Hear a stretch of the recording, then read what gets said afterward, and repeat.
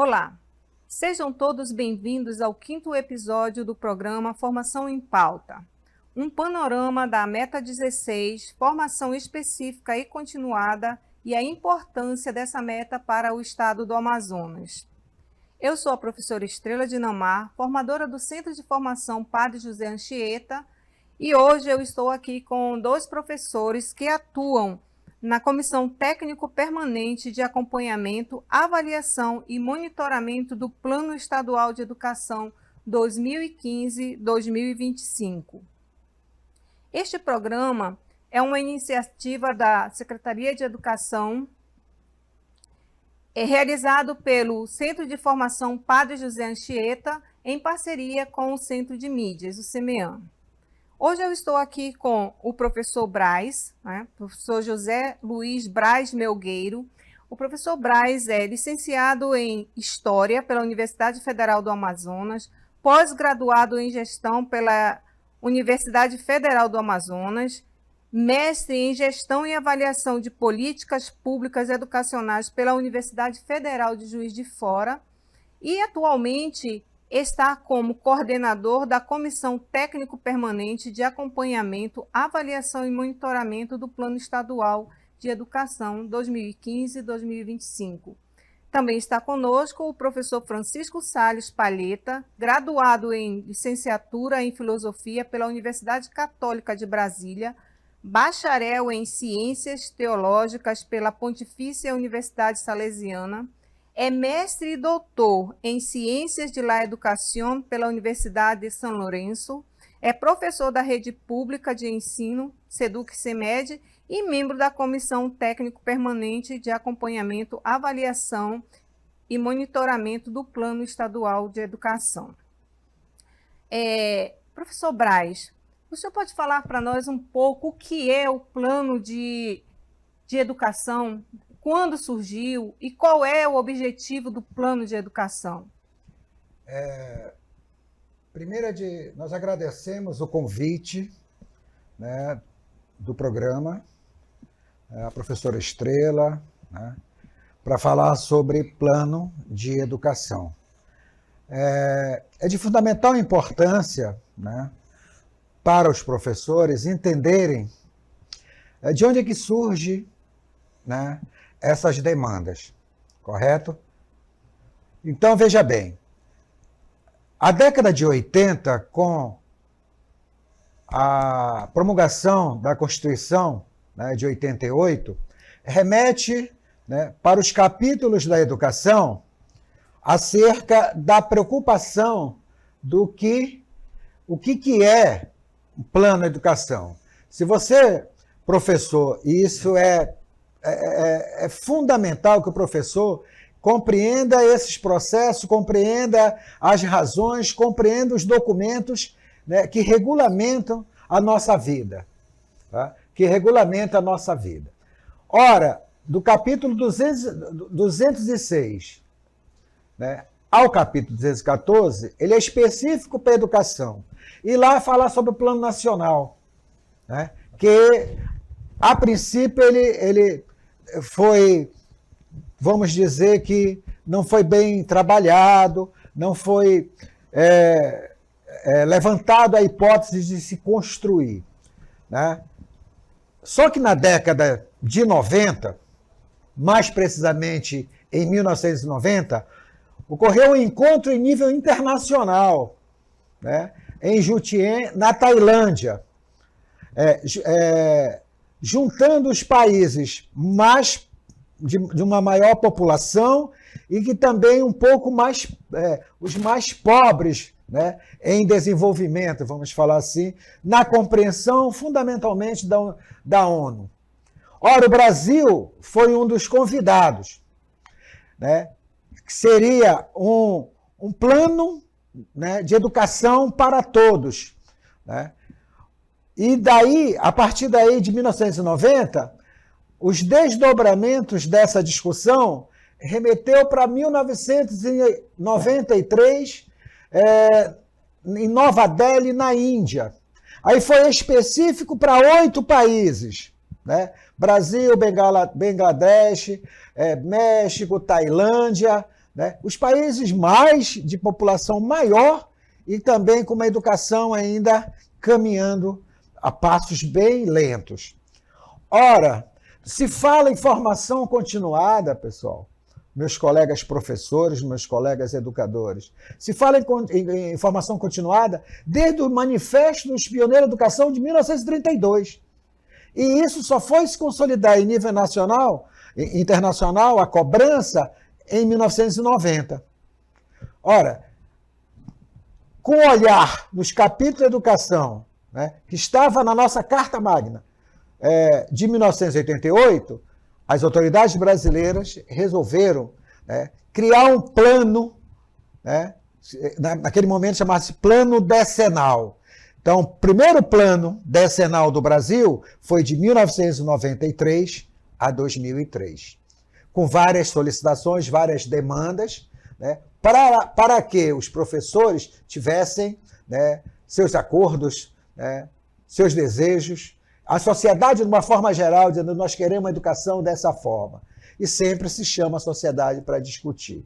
Ora, no limiar desse plano, desse caminhar, em 1996 se aprova uma lei, né, de diretriz e base da educação brasileira, que é a que está até agora em vigência, com algumas reformas, algumas alterações nos seus artigos. A LDB 93/94 de 96, que vem para ser específica. De que forma ela trata o professor? Então, o professor pegar a LDB, leia o artigo 63, que diz quais são as responsabilidades dele, quais são as competências desse profissional. Pega o artigo 63, que também remete para a questão da formação. Como é que é formado esse professor? E é o artigo 67, que é específico para a formação continuada. Que fique claro que a formação continuada, ela não vai sanar, né, as lacunas deixadas pela formação inicial. O objetivo da formação continuada é discutir, é debater novas abordagens didático-pedagógico para que a prática docente seja diferenciada. Esse é o objetivo, né? Então, o Plano Nacional vigente, 2014, né, em sua meta 15, reforçada pela meta 16, e as suas estratégias é para pensar de que forma vamos formar o professor, de que forma vamos continuar essa formação, né? Porque quando se fala educação de qualidade social, tem os atores que fomentam a educação. Além da família, né, do Estado, tem um professor que lida rotineiramente com o aluno, né? E aí, como é que ele trabalha? Então, essa formação continuada, né, é para instrumentalizar de forma qualitativa o professor, né, na didática, na pedagógica, para que a sua prática também seja de qualidade, que o aluno aprenda melhor, que o aluno tenha uma preocupação, uma perspectiva de construção do ser, dele, do aluno, né, com a ajuda desse professor, com a mediação desse professor. Tá? Então, os planos, eles têm essa importância. É muito importante os planos, tanto nacional quanto estadual, para que tenha a questão, a questão do professor ter uma qualidade enquanto profissional do ensino e da educação. Professora Estrela. Professor Braz, muito obrigada por essa aula que o senhor está nos dando sobre a questão do plano, né? O que é o plano, quando ele surgiu, né? E para que ele surgiu. Então, isso é muito interessante e isso traz para a gente novas perspectivas, novas formas de pensar essa formação do professor, essa atuação do professor na sala de aula. E, professor Francisco Palheta, eu queria que o senhor falasse um pouquinho sobre o nosso plano estadual, que deriva do nosso plano nacional, não é isso, professor Braz? É isso. Então, professor, olha-nos um pouco como é que está estruturado o nosso plano estadual, como foi construído e como está se processando esse acompanhamento do nosso plano. Agradecimento a todos que estão participando aqui dessa possibilidade de interagir com esse vídeo que está sendo produzido.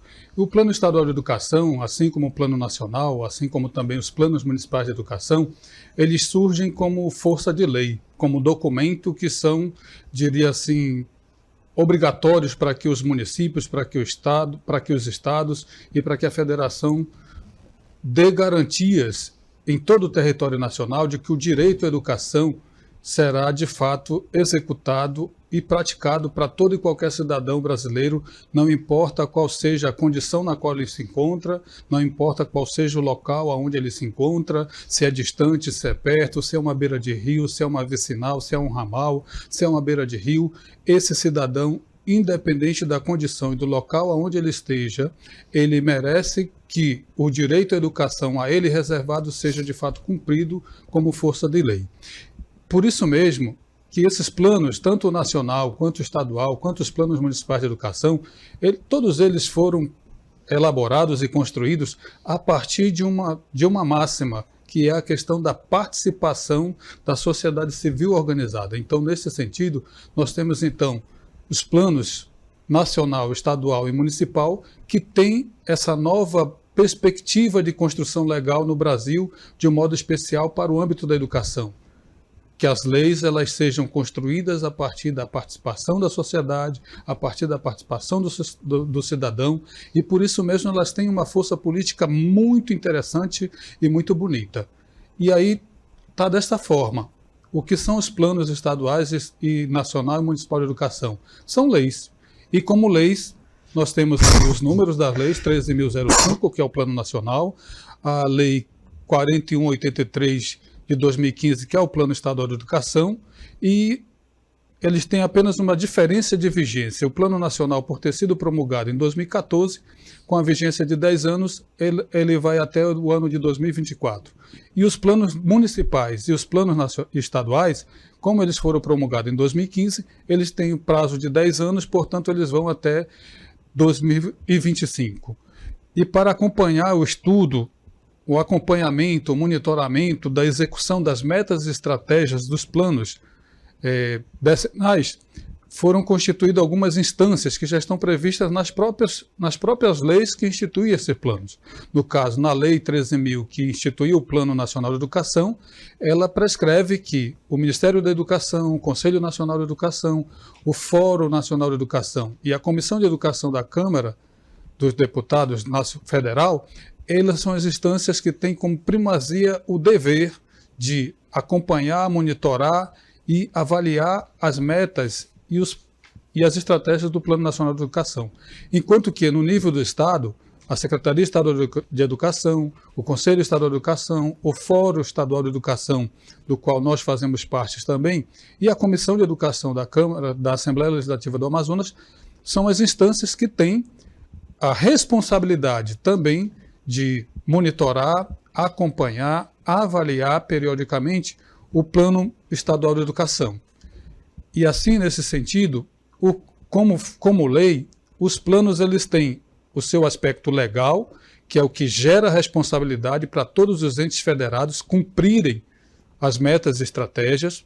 Eles são também um plano porque ele surge de uma organização da sociedade civil, do poder público, dos poderes constituídos, para que, de fato, esse plano ele possa ser avaliado e depois ele possa também ser colocado em prática.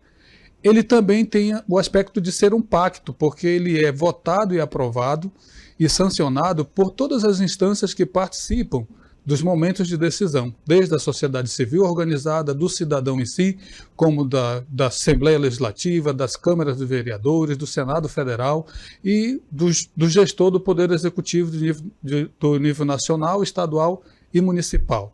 Da mesma forma, eles são instrumentos de acompanhamento e controle, porque o plano em si ele já traz também o como acompanhar, o como avaliar, o como controlar se essas mesmas metas e estratégias estão sendo cumpridas ou não. E aí a exigência também de que o plano municipal, o plano estadual, o plano nacional esteja em profunda sintonia que é aquilo que nós chamamos de consonância. E aí tem duas formas de consonância, que é a consonância de conteúdo e a consonância da forma. No que diz respeito ao conteúdo, todos os temas trabalhados no plano nacional, no plano estadual, no plano municipal, eles devem dialogar entre si, eles devem ter ao mesmo tempo um alinhamento e um acompanhamento também que transforme essa unidade dos planos, mesmo considerando os 3 entes federativos, eles estarão trabalhando na mesma temática, na mesma problemática, produzindo as mesmas metas, as mesmas estratégias e ali configurando as ações políticas, os projetos, os programas para tentar dar solução a essas metas e estratégias. No que diz respeito à sua forma, a consonância, o plano nacional tem 20 metas, o plano estadual ele terá que estar dialogando com o plano nacional de modo que ele também tenha 20 metas, garanta tudo aquilo que está previsto nas 20 metas. Ele pode até ter mais de 20 metas, 21, 22, 23 metas, desde que ele garanta o que está prescrito nas 20 metas do Plano Nacional de Educação, assim como os planos municipais. E, de fato, aqui no Amazonas nós temos exemplos. O plano estadual tem 22 metas, e tem planos municipais que tem 21 metas, tem planos municipais que também tem 22 metas, garantindo aquilo que está previsto nas 20 metas do Plano Nacional de Educação. E aí nós temos a Lei Estadual 4183, que é aquela da execução do Plano Estadual de Educação. E aí essas instâncias dentro do Estado do Amazonas que têm a responsabilidade de monitorar, avaliar e acompanhar as metas e estratégias do plano. Secretaria de Estado de Educação, Comissão de Educação da Assembleia, Conselho Estadual de Educação, Fórum Estadual de Educação. E essas instâncias compõem, então, a Comissão Coordenadora de Monitoramento e Avaliação. Dentre as várias finalidades que tem a comissão, ela tem a finalidade de coordenar o processo de acompanhamento do Plano Estadual de Educação, e em parcerias com os municípios, através do tratado e do acordo de cooperação técnica, fazer isso também com relação aos planos municipais de educação. Dentre as responsabilidades, aqui eu não vou tratar de todas as responsabilidades desta comissão, mas a de elaborar o plano de trabalho de como é que vai ser realizado esse monitoramento, esse acompanhamento e essa avaliação do plano estadual, e também assessorar os municípios nesse processo de avaliar e monitorar os planos municipais de educação.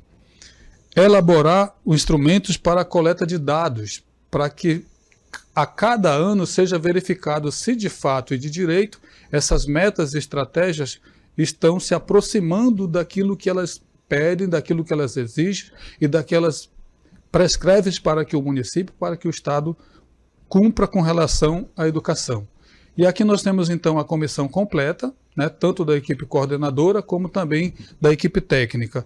E aí está coordenando o professor José Luiz Braz, que está aqui conosco, a professora Raimunda Josinete e a professora Ana Luci, que fazem parte da coordenação geral dessa comissão estadual. E a equipe técnica, que é composta pela Aldelene, pela Aldenei, pela Ana Patrícia, pela Antônia dos Santos, pelo Jaime Lopes, pelo Carlos Augusto, pelo Roberto Sanches e por eu, Francisco Palheta, que estou nesse momento falando com vocês.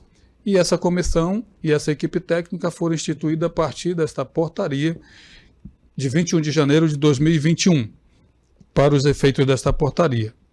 Articuladores locais da equipe técnica das Secretarias de Educação Estadual, articulado com as equipes técnicas e com as comissões coordenadoras dos 62 municípios do estado do Amazonas. Então existe um trabalho que é feito em conjunto, em parceria, somando esforços, gerando os consensos com relação ao acompanhamento dos planos de educação. As conferências estadual e municipal de educação, diríamos que elas são ao mesmo tempo ponto de partida, o ponto ápice e ao mesmo tempo o ponto mais alto em que se pode chegar nesse processo de monitoramento, avaliação e acompanhamento das metas e estratégias dos planos de educação, porque é nelas que os diferentes delegados dos diferentes municípios se reúnem, debatem, discutem, aprovam, avaliam tudo aquilo que está prescrito no Plano Estadual de Educação e nos planos municipais de educação. Desta forma, as conferências de educação, elas se tornam o órgão majoritário no que diz respeito aos encaminhamentos que devem ser feitos pelos entes federados com relação à questão das metas e estratégias. No panorama breve, nós temos então aqui, por exemplo, no ano de 2022, nós tivemos 59 municípios que realizaram as suas conferências municipais de educação, e 6 municípios realizaram com mudança de data, e apenas um município que não realizou a sua Conferência Municipal de Educação. E agora nós tivemos nos dias 14 e 15 a realização da Conferência Estadual de Educação, que foi um momento maravilhoso de estar revendo todo esse pessoal, de estar revendo toda essa liderança, de estar revendo toda essa avaliação das políticas públicas estaduais e municipais de educação, em vista da preparação da Conferência Nacional de Educação, que já está prevista de acontecer no mês de novembro ainda este ano.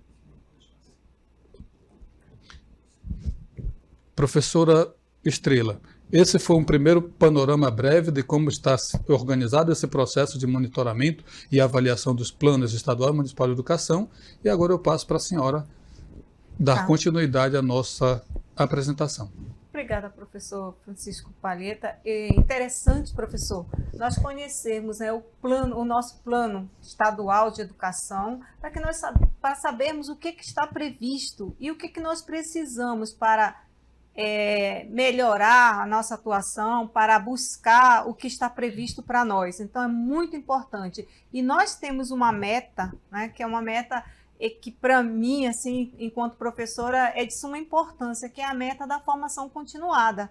É uma meta que ela traz muitas perspectivas para a continuidade da formação do professor, para a sua atuação na sala de aula, para melhorias, para buscar melhorias metodológicas, para interagir com os alunos. Então, eu gostaria muito de saber, mas antes de falar um pouco da meta, eu queria perguntar para o professor Braz, professor Francisco Palheta, como é que é feita, é uma coisa que me intriga, é aquela alimentação no observatório do PNE, do PNE, do Plano Nacional, né? E lá, quando nós entramos lá no observatório, nós observamos como é que está o estado do Amazonas em relação às metas, né? E a meta 16 é uma meta que ela está, se não me engano, da última vez que acessei, ela está com 17% de conclusão do que foi previsto, né, na meta. Então, eu pergunto,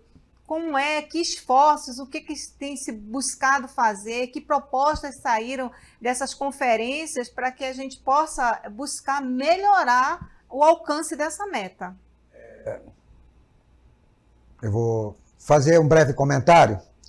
Por exemplo, o Plano Nacional ele é monitorado pelo INEP, Instituto Anísio Teixeira, professor Estrela. É uma equipe muito grande, né? Se você os relatórios de monitoramento e avaliação do Plano Nacional, ele está bem à vontade, né, na internet. Pode baixar, tá lá. Tem 3 relatórios do Plano Nacional: 14/16, 14/16, né, 16/18, 18/20. Nós temos 2 só. E fechamos agora, nós temos até o de 19, estamos fechando 19 e 21 o nosso relatório. Acredito que até julho, agosto, nós tenhamos isso. Se nós formos analisar, né, com propriedade, vamos verificar, professora Estrela, e os colegas, né, que irão assistir esse vídeo, que das 20 metas do Plano Nacional, só a meta 13 foi alcançada. Só a meta 13, que é a formação de professor lato e estrito sensu. Então, as outras metas, elas não foram atingidas na sua plenitude. Mas, por exemplo, o professor Palheta, daqui a pouco, vai falar sobre os nossos dados. Como é que nós adquirimos esse dado? Nós pegamos nós pegamos dos municípios, os planos dos municípios, os relatórios dos municípios e confrontamos com os dados que nós temos, entendeu? Aí nós pegamos no setor que faz os cálculos, inclusive agora está o Educacenso, né, do censo escolar, vários do IBGE e etc., para alimentarmos. Então, o Observatório do PNE, inclusive, agora ele está assim, os dados últimos são de 19, até porque o atual governo ele não organizou, né, esse censo do Brasil. E agora a gente está meio complicado a nossa situação enquanto, né, buscar informativo. Então, nós pedimos que os municípios alimentem para a gente em forma de relatório para que a gente possa formatar o relatório de monitoramento e o relatório de avaliação do plano estadual. Mas os dados que também são dados, né, oficiais, que o professor Palheta vai fazer o comentário. Então, nós pego de 2014 até, por exemplo, até os dados que nós temos, 2019, no máximo 2020, tá certo? Então, são os percentuais. O que nós percebemos? Que aumentamos, né, temos alguns avanços. É evidente que nós não atingimos a meta, né? E vai ficar difícil porque 24 está aí, ou nós estamos em 22, 25 também. Então, mas nós vamos fazer uma próxima conferência para avaliar realmente o plano estadual. Tá certo, professora Estrela? Obrigada, professor. Isso. Então, professor Francisco Palheta, com base nesses dados que o professor Braz Melgueiro trouxe para nós, fale um pouco o que é essa meta, explique para a gente o que a meta propõe, quais as estratégias que estão nessa meta e qual é o nosso alcance e, assim, e o que nós precisamos fazer para tentar melhorar o alcance da nossa meta.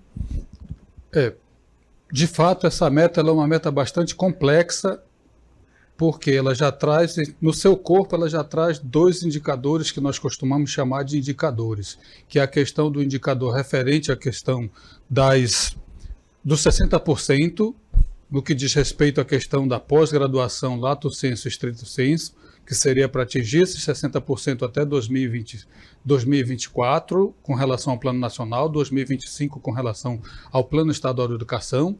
E o segundo indicador é um indicador também extremamente exigente, porque ele é um indicador de 100%, quando ela diz que garantir a todos os profissionais da educação básica. Isso significa do trabalhador da educação básica, do profissional da educação básica, lá da creche até o ensino médio, todos os educadores em todos os estados, em todos os municípios, em todo as esferas de governo federal, estadual, municipal, nas instituições federais, públicas e nas públicas estaduais e municipais, que todos eles terão o direito de ter a sua graduação, especificamente em licenciatura, por serem todos eles profissionais de educação, na sua área de atuação. Além do mais, essa meta também ela trata dessa questão da específica da atuação de sua área, considerando ainda as necessidades, as demandas e as contextualizações. Ora, o nosso estado a gente costuma chamar de um estado continental. E aí existem várias contextualizações que são situações, diria assim, que trazem grandes desafios para a execução dessa meta. Por exemplo, quando você pensa a questão da educação inclusiva, quando você pensa a educação especial, quando você pensa a educação quilombola, quando você pensa a educação escolar indígena, quando você pensa a educação voltada para a realidade ribeirinha, quando você pensa a educação voltada para a realidade do campo, das áreas rurais, das vicinais, dos ramais e assim por diante. Então, quer dizer, no universo do estado do Amazonas, a complexidade dessa meta ela vai só aumentando e ampliando a sua complexidade. Então, por isso mesmo, todo o sistema de ensino, seja ele estadual, seja ele municipal, para garantir aquilo que a meta prevê, terá que fazer um esforço redobrado, né? Haja visto que de 2014, no primeiro indicador, nós tínhamos 17,5%, no ano de 2019 nós chegamos ao patamar de 24,6% no que diz respeito à questão da pós-graduação lato sensu e stricto sensu. Então, embora a gente saiba que muitos profissionais das diferentes secretarias estadual e municipal de educação fizeram o seu mestrado, fizeram o seu doutorado e ainda não constam nessas estatísticas, por quê? porque eles ainda não conseguiram passar pelo processo de reconhecimento dos seus diplomas e, com isso, dar entrada nas secretarias municipais e estaduais de educação para que também eles possam figurar aqui.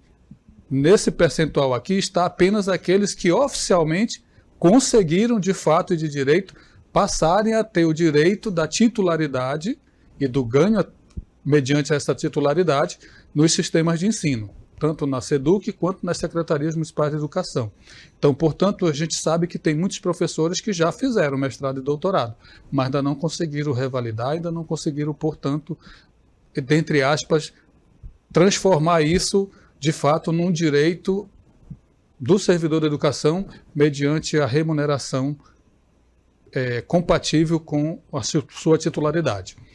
No que diz respeito ao segundo indicador, que é a questão de todos os profissionais da educação básica terem a sua licenciatura na área de atuação, nós começamos em 2014 com 18%, 2019 nós chegamos ao patamar de 27%, 2018, 2020, 2021 não foi possível fazer esse processo de acompanhamento, monitoramento, devido a toda essa situação do problema da pandemia, né, que praticamente todas as ações tiveram que ser paralisadas. Isso nós estamos falando no âmbito do estado do Amazonas, né? No âmbito do estado brasileiro, nós temos outras situações que também são bastante desafiadoras para essa meta, para suas estratégias e para os seus indicadores.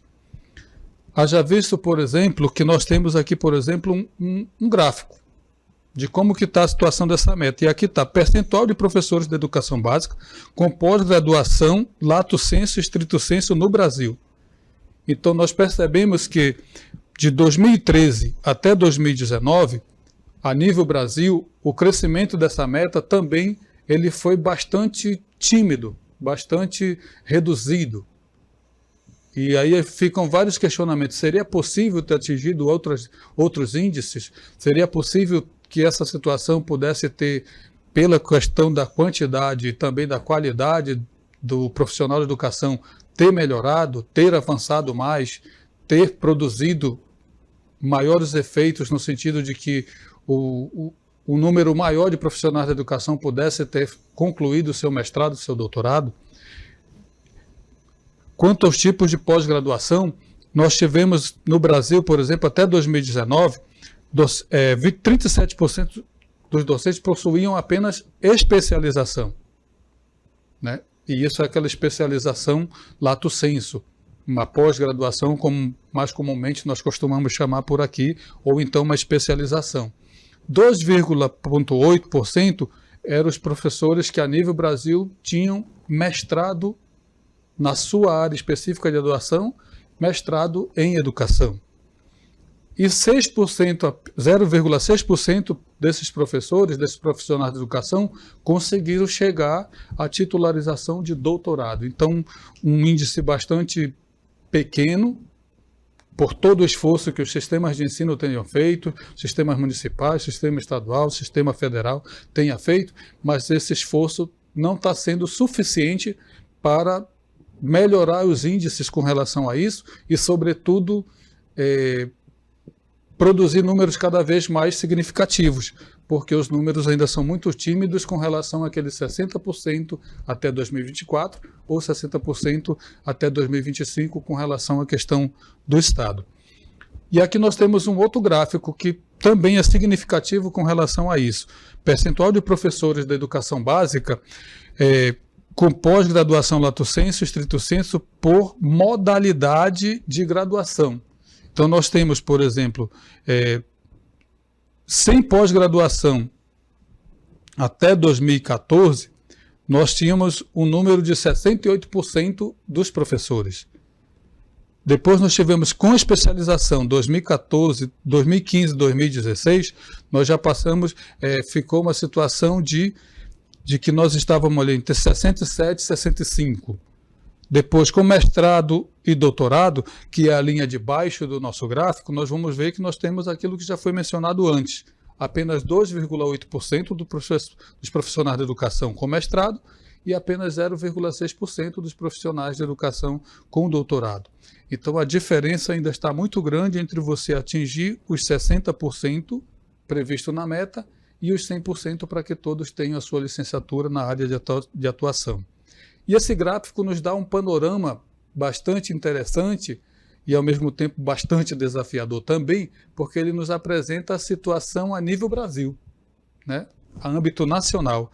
E aí você tem como que está o ritmo desse processo de professores com especialização, de professores com pós-graduação e mestrado, com professores em pós-graduação e doutorado, em todos os estados. E aí a gente tem ali, só para fazer um contraponto, o estado que mais melhorou esses índices é o estado do Espírito Santo.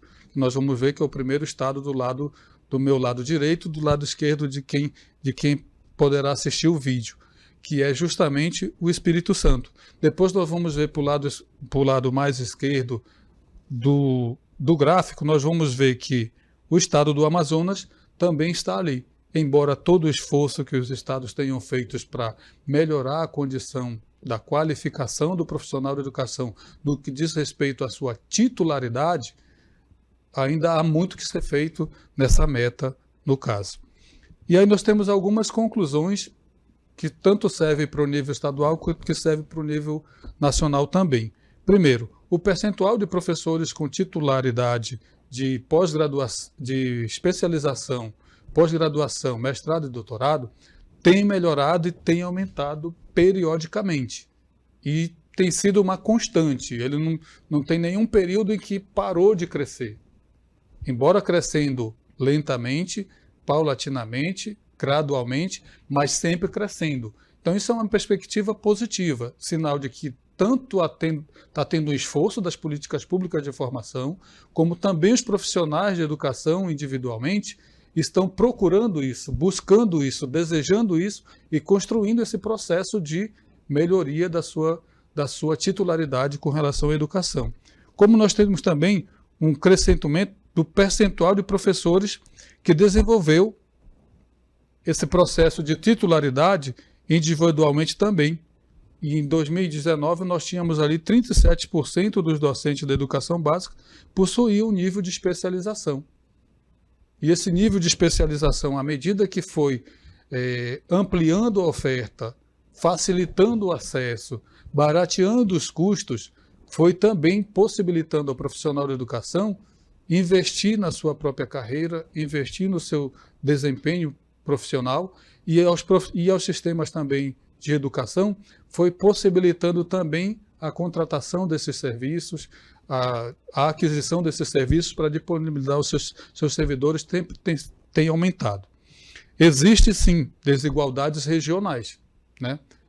Pelo próprio mapa que a gente mostrou aí da situação a nível Brasil, a gente percebe que não há um crescimento e um desenvolvimento equitativo no que diz respeito à aquisição da titularidade do profissional de educação.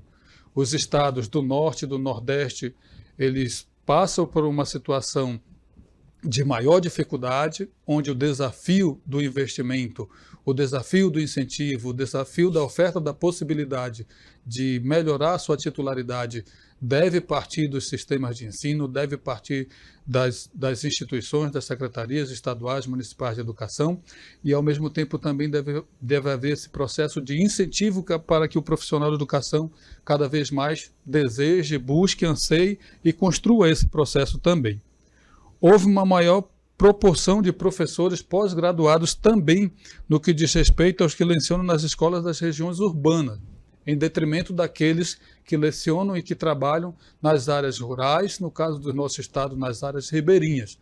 Então aí não há nem muito o que a gente discutir, porque a gente sabe que o acesso e a possibilidade dessas ofertas chegarem aos nossos colegas da área rural, da área ribeirinha, das áreas distantes, das áreas mais longínquas, ainda está muito complicado e complexo de atender a essa demanda. Embora através das várias possibilidades hoje das especializações mediadas por tecnologias, das especializações às distâncias, das especializações de mestrado e doutorado que se utilizam do sistema híbrido de educação, né, e de sistemas alternativos, semipresenciais, tudo isso tem gerado uma maior possibilidade, mas mesmo assim essas facilidades e essas possibilidades de ofertas que estão sendo oferecidas, elas ainda estão muito longe de gerar uma facilitação para a grande maioria dos profissionais de educação que estão no âmbito rural, no âmbito ribeirinho, nas áreas mais distantes. O percentual dos professores da educação básica com curso de formação continuada aumentou, né? Hoje nós temos um grande número de professores com a licenciatura na sua área de atuação, mas nós também ainda temos uma demanda bastante grande de profissionais que têm uma licenciatura e que estão trabalhando por terem a sua licenciatura, mas acabam assumindo responsabilidades de outras licenciaturas, né? E acabam completando sua carga horária, que acabam também assumindo dar aula em outras áreas do conhecimento, em outros componentes curriculares, pela falta daquele profissional habilitado especificamente naquela área de atuação. Em quase todos os estados, em quase todos os municípios do Amazonas, a gente percebe que a formação continuada de 2013 a 2019, ela é uma situação a ser cada vez mais melhorada, cada vez mais optimizada. E aí, nesse sentido, políticas públicas, programas, projetos de formação continuada de profissionais de educação é um grande desafio a ser enfrentado, talvez não só para a vigência desse plano estadual, desse plano nacional de educação, como também para os próximos planos. Um pouco era isso que a gente tinha que estar expondo e apresentando para os colegas. Professor Estrela. Então, professor Francisco, o que nós temos é que, assim, de conclusão, até 2025, o estado do Amazonas ele não vai conseguir alcançar essa meta, apesar de que houve, pelo que eu vi nos gráficos, né, foi mostrado, houve assim nós crescemos e estamos crescendo. Penso que esses 2 anos de pandemia atrapalhou muito a melhoria para atingir essa meta, né? Mas assim, pensando hoje na atual situação, nós não temos como alcançar, principalmente no que diz respeito à qualificação desse profissional em relação a mestrado e doutorado, não é isso? Uhum. Então, aí a pergunta que eu lanço a vocês é, esse plano, em 2025, o nosso plano ele encerra, né? Isso. Quais são as propostas? Nós vamos ter uma prorrogação do plano ou nós vamos pensar um novo plano com essa meta, pensando novas estratégias, novas atividades para essa meta? Como fica essa situação? Assim, o que vocês já têm de perspectiva sobre isso em relação ao plano, né? Bem, então, professora Estrela, os planos, né, seja ele nacional e subnacionais, eles são regidos, como o professor Palheta bem colocou, dentro de uma lei. Ora, o plano nacional, o período dele se esgota, né, em 24, correto? Tanto é que nós saímos de uma conferência estadual onde se discutiu propostas para a formatação de um novo plano, né? Ora, se nós, em nível nacional, só conseguimos atingir a meta 13, os 100% da meta 13, né, dentro desse escopo que a professora Palheta colocou, as outras metas, né, elas estão complicadas de serem atingidas. Por quê? Ora, vamos pegar a meta 1, que é específica dos municípios, né, que é sobre educação infantil e creche. Isso precisa de recurso, precisa de investimento. Quando foi aprovado o Plano Nacional, se discutia na meta de investimento que se chegasse a 10% do PIB ao final do plano, em 24. Ora, hoje, em 22, nós não chegamos a 7%. Isso foi em 2014, 22 são 8 anos. Então, dificilmente vai se aplicar os 10% do PIB até 2024. Por outro lado, nós tínhamos também, meus colegas professores, uma discussão que garantia o recurso do pré-sal, né, 75%, né, garantido, né, na lei, 75% do pré-sal para a educação e 25% para a saúde. O pré-sal brasileiro já foi comercializado, então nós não temos. De onde vamos tirar recurso para investir na educação? Se você pensar em creche, tem que construir e tem um custeio da creche. Tem manutenção das escolas, né? Ora, nós estamos falando especificamente da meta de formação continuada. Formação continuada, ela remete para a seguinte questão.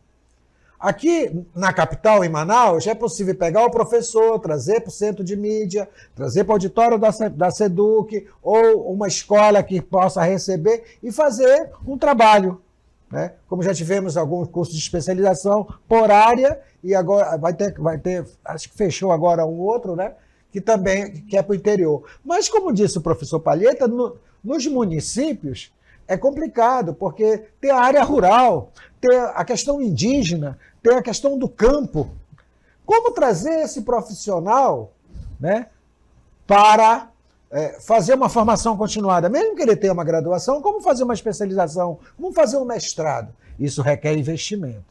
Então, a característica, na nossa avaliação, a gente discute muito, nós estudamos os planos, nós estudamos os documentos lá na comissão. Essa comissão ela é muito competente, é formada por pessoas extremamente capacitadas. Aí, mas de que forma? Tem que investir. Então, é um Estado, nos seus distintos âmbitos, né, federados, pensar a educação como investimento e não como gasto. É investir, eu só melhoro a educação se eu investir nos atores que estão na educação. É na família, é no profissional. Se eu não fizer investimento, vamos ficar, às vezes, discutindo, algumas vezes, o que sempre se discute. Nós vamos fazer o quê? Né? Então, vai ser preciso recurso, vai precisar de grana, dinheiro, para que se faça, né, uma formação continuada. Imaginemos, por exemplo, para levar a professora Estrela, o professor Braz, o professor Palheta para dar um curso de formação, uma formação continuada, por exemplo, no município de Pauini, do Amazonas, né? Boca do Acre. Em alguns momentos vão ter que pegar um avião e ir para Brasília e voltar. Pegar um teco-teco. A senhora sabe como é que trabalha nessa questão, né? Então, para ir para Pauini, tem que ir para Rio Branco, depois ir para Pauini. E assim, como disse o professor Palheta, com muita propriedade, o Amazonas é um estado continental. Para chegar, tem município aí que, se for de barco, a gente vai chegar só no que vem. Então, é de suma importância que os setores da educação estadual, elas se coadunem, né? Sentar, digamos assim, DEP, CEPAM, e pensar como é que nós vamos fazer. Na capital, um pouquinho, não é fácil não, mas é menos difícil. Mas para o interior, né? É sentar e se articular. Então, nós nos colocamos à disposição sempre, a comissão, fórum de educação, a comissão de monitoramento, né? Essa equipe técnica, para qualquer momento que precisar, né, não só de mim, do Palheta, mas toda a equipe. Ficamos aqui no CEPAM, nós somos, né, irmãos ali de espaço, e estamos prontos para sempre que possível e que for, né, convocado, nós estaremos para ajudar, né, sobre o plano, principalmente sobre o plano, sobre o monitoramento do plano. Nós temos uma parceria com os municípios, hoje nós temos contato com todos os municípios. Né, eles têm equipe técnicas com dificuldade, né, mas nós estamos sempre nos articulando para ver se a gente avança. Porque eu tenho uma coisa que eu sempre penso, se a gente não se ombrear, a gente não vai ter um resultado, né, que o Amazonas precisa e que nós esperamos.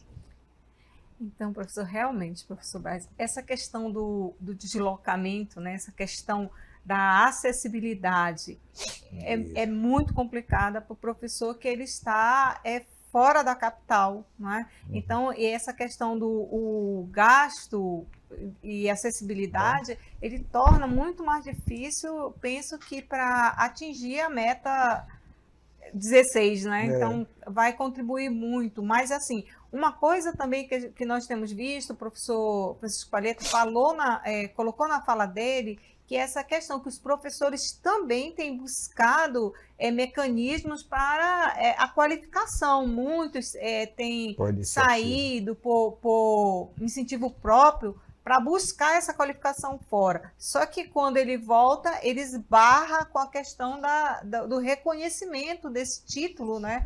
Para que ele possa ascender dentro da carreira. E também isso vir para contar favorável para o alcance da meta, né? Então, nós temos assim um grupo grande de professores que estão qualificados, mas que ainda não puderam entrar aí como é que diz, nesses números, né, nesses indicadores para melhorar a questão da meta. Mas também, assim, nós temos visto realmente, precisamos inovar, pensar, buscar mecanismos, né? Por exemplo, o Brasil, até 2019, ele não trabalhava cursos de pós-graduação estrito sensu à distância. A lei ela é de 2019, se eu não estou enganada, para que abre esse espaço para que as IFES ofereçam mestrado e doutorado à distância. Até então, não era possível. Então, o que tornava mais complicado para o nosso professor que está fora da capital buscar essa titularidade, né? Como ir lá. Mas, assim, na parte de especialização, nós vemos, inclusive, o que foi mostrado pelo professor Francisco Palheta, nós tivemos um avanço significativo, não é isso, professor? Foi muito bom, crescemos bastante, mas nós precisamos avançar mais para construir, para que esse professor, para formar esse professor pesquisador, esse professor crítico, esse professor que busca mecanismos até para atuar nessa atual sociedade de conhecimento, de múltiplas formas de informação. Né? Então, quer dizer, o professor trabalha no dia a dia da sala de aula com várias formas, múltiplas formas de informação, múltiplas formas para atender o seu aluno, e na hora da sua formação nós esbarramos em algumas questões que não permitem que ele faça essa formação, né, de várias formas também, ofertar para ele cursos de várias formas. Então, realmente é um complicador, mas que vamos ver se no próximo plano, não é, professor, nós conseguimos alcançar essa meta. E, principalmente, eu penso que aqui, professor Palheta, eu acho que isso pode nos ajudar, nós precisamos buscar um meio para ajudar esse professor que já tem o seu título e que precisa reconhecer dentro do nosso estado, dentro do nosso Brasil, para que ele possa ser reconhecido, né, como profissional qualificado. Não é isso, professor? Sim, com certeza. O verbo esperançar, ele é muito propício para esse momento, né? Senão a gente começa, de fato, rever as questões e refletir muito sobre as questões do problema, dos dilemas, das dores, das angústias que a gente passa o tempo todo.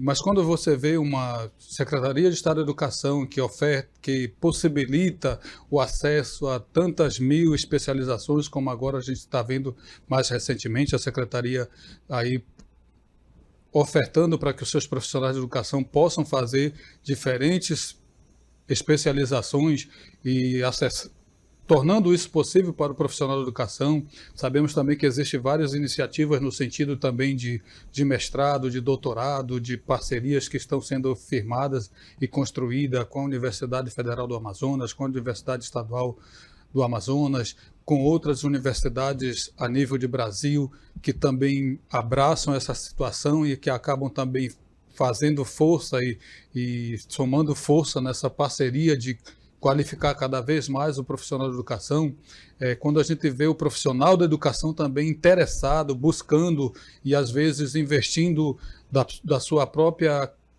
seu próprio recurso também para conquistar isso.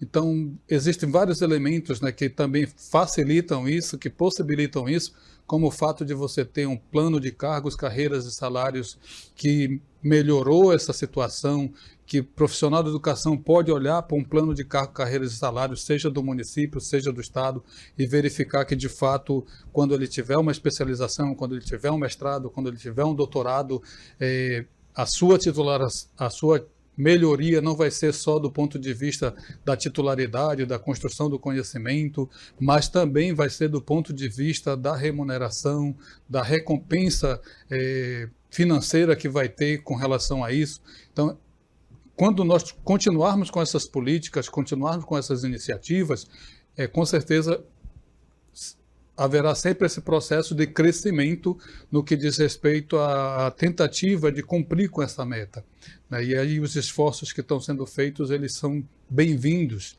né? E várias políticas públicas podem ser desenvolvidas nesse sentido, vários programas podem ser feitos nesse sentido, que facilite, que possibilite a licença remunerada para fazer um mestrado, para fazer um doutorado, já está aí previsto na lei, que isso seja mais facilitado, que isso seja mais viável ao profissional da educação, e que isso também, que essa acessibilidade chegue ao profissional que atua na educação no interior do estado, que isso seja, que essa acessibilidade seja também traduzida em uma qualidade de internet. Por exemplo, agora você mencionou, né, posso tornar um mestrado acessível para alguém que mora na beira de lago e que é profissional de educação daquela comunidade, se eu melhorar o serviço de internet. Mas junto com o serviço de internet vem também o equipamento que esse professor vai precisar para ter, porque se ele tiver só a internet, mas se ele não tiver um tablet compatível, um celular compatível, um notebook compatível com os programas de hoje, com os instrumentos de hoje, com os softwares de hoje, com os rádios de hoje, o profissional não vai ter como acessar também. Então, quer dizer, é todo um conjunto de situações que precisam ser levadas em consideração para que esse desafio de atingir 60% dos profissionais com mestrado e doutorado, atingir 100% dos profissionais com licenciatura específica na sua área de atuação, se torne possível. Muito tem sido feito, muito tem sido trabalhado nesse sentido, mas esse muito que tem sido feito ainda não é suficiente para que a meta seja plenamente cumprida, vamos dizer assim. Sim. Então, professores, é importante, né, esse nosso encontro. Ele trouxe para nós muitas informações, esclarecer muitas dúvidas, não é? E observamos também que o nosso plano, ele não está parado, ele está sendo acompanhado, e estão sendo verificadas metas, né, para que melhore o plano, né, para alcançar realmente as metas que estão no plano. Então, a gente vê essa equipe, a equipe coordenada pelo professor Braz Melgueiros, né, que vai trabalhando o acompanhamento do plano para verificar o que precisa ser feito, melhorado.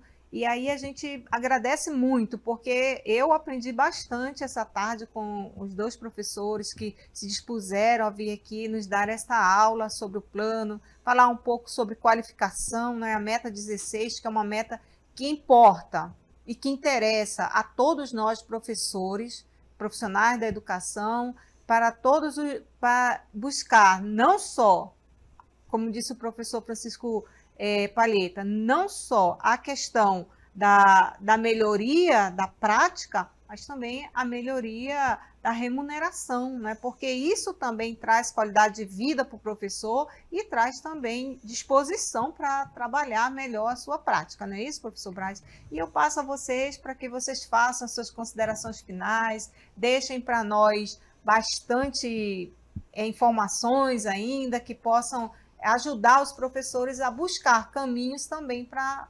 encontrar a sua qualificação. Professor Braz? Professora Estrela, professor Palheta, né, meu companheiro, meu colega de trabalho. Professora Estrela, nós estamos assim, extasiados realmente, porque é bom fazer esse trabalho. É bom esclarecer, é bom divulgar. A gente divulga o trabalho, né, do fórum, da comissão, ela é técnica específica da SEDUC. E estudar sempre é bom, né? Avançar sempre é bom. Para que possamos, a educação precisa disso. Precisa sim de coragem, precisa de desprendimento, né? A educação precisa de preparação, precisa de qualificação. E a gente está à disposição, sempre que, né, precisar, para que possamos discutir esse tema que, por exemplo, eu sou há 40 anos apaixonado pelo tema educação. Estamos sempre à disposição, professora Estrela. Obrigada. Muito obrigado pelo convite.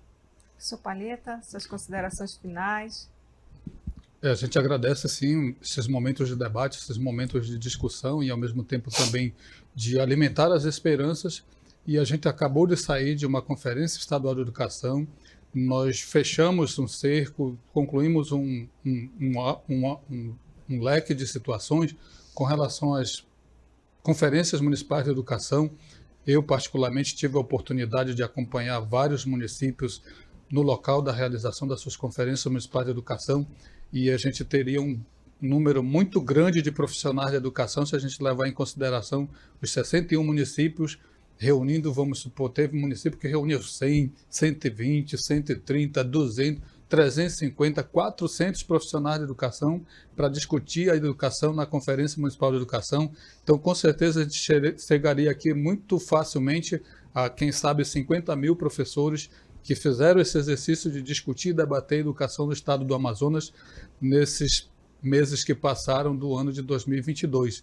E agora a gente concluiu isso com a Conferência Estadual de Educação e ali um grupo significativo de profissionais de educação discutindo, debatendo, brigando literalmente no sentido da briga respeitosa, da briga de construção de consenso, apostando mais uma vez na educação, acreditando mais uma vez na educação. E se esses profissionais estão ali discutindo, debatendo e às vezes divergendo nas ideias, mas sempre construindo consensos, é porque existe sim uma grande esperança para a educação, não só nos interiores do Amazonas, no estado do Amazonas, como no Brasil, porque nós estávamos apontando para a Conferência Nacional de Educação e para o novo Plano Nacional de Educação, o que significa que, independente de se as 20 metas não forem 100% cumpridas, a esperança, o gosto, o desejo de continuar construindo uma educação de qualidade, pública, gratuita e que atinja a todos na sua necessidade, na sua realidade, não se perdeu essa esperança. Isso é muito bom. E é com essa esperança que eu quero concluir aqui, desejando para todos os profissionais da educação sempre uma grande satisfação, grandes vitórias, grandes sucessos e conquistas na sua vida profissional. Então, obrigada a todos, obrigada professor Palheta, professor Braz, e obrigada a você que nos dá o privilégio de estar conosco, assistindo e se informando para trabalhar e buscar mais informações sobre a formação do professor, sobre a qualificação do professor para uma melhor atuação e também uma melhor qualidade de vida. Então, muito obrigada a todos e até o próximo programa.